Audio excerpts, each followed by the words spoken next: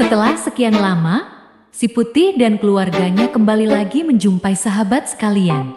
Pada hari itu, ada pertandingan sepak bola di sekolah si Putih dan kakaknya. Dia dan kakaknya merupakan peserta yang ikut dalam pertandingan itu. Ketika ada salah satu pemain yang harus diganti, maka si Putih mendapat kesempatan untuk bermain, namun dikarenakan tubuhnya yang super mini, maka saat ada tendangan bebas, si Putih malah terbawa beserta bola yang ditendang oleh temannya. Ketika timnya memasukkan bola ke gawang dan semua pemain bersukacita, si Putih malah tergantung di dalam gawang lawannya. Si Putih sangat sedih. Ketika di rumahnya, dia bermaksud menyendiri di dalam pesawat terbang mainan kakaknya yang ada di atas meja. Namun tak sengaja tombol mesinnya tertekan olehnya. Dia sangatlah panik, malah ketika ibunya pulang, pesawatnya terbang keluar rumah saat ibunya membuka pintu. Pesawat terus terbang menuju taman di kota dan akhirnya kandas karena menabrak sesuatu. Kakaknya sangat marah melihat pesawatnya hancur dan membuangnya ke tempat sampah dengan sekuat tenaga. Dalam kegalauannya, si Putih mengemudikan mobilnya di jalanan. Tapi tiba-tiba ada sesuatu yang jatuh dari langit. Ternyata ada burung kecil yang sangat cantik dan kelihatannya dia pingsan di dalam mobil si Putih. Wah, ternyata burung itu sedang dikejar oleh seekor elang besar.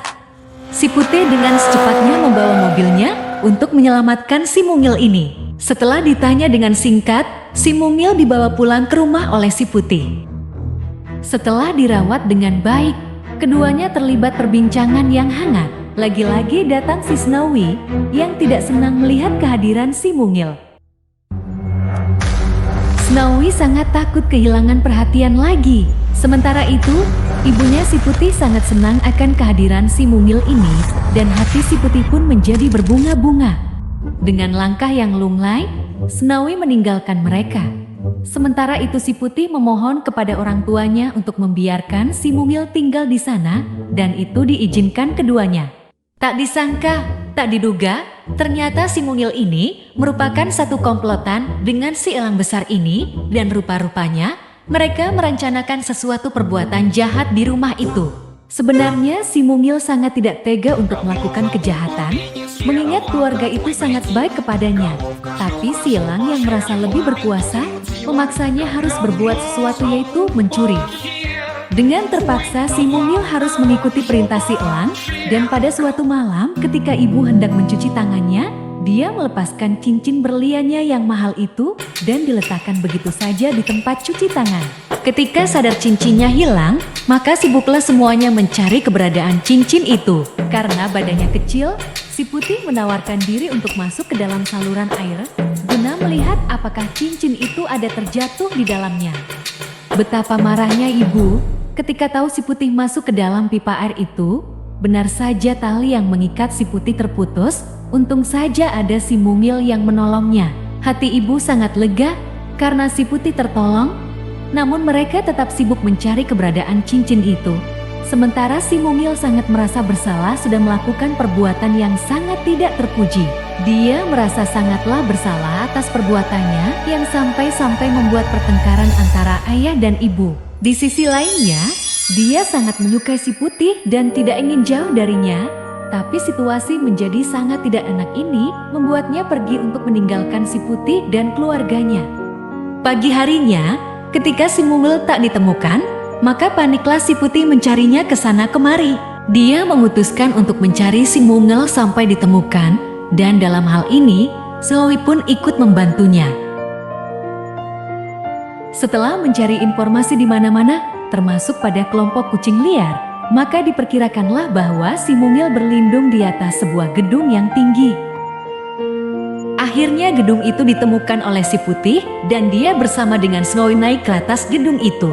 Untuk naik ke puncak gedung itu, si Putih menggunakan balon yang membawanya ke atas dan benarlah di sana ada si elang besar yang menjadi lawannya ini.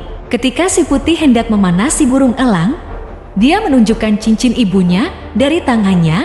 Bersamaan dengan itu, datanglah si mungil menjelaskan bahwa dia telah diperalat oleh si elang. Tapi si Putih tidak sedikit pun menyalahkannya. Saat mereka sedang berbicara itulah, tiba-tiba si Putih disergap si elang dari belakangnya dan si Putih sempat memanah kepala si elang, namun panahannya itu tidak melukai elang sama sekali.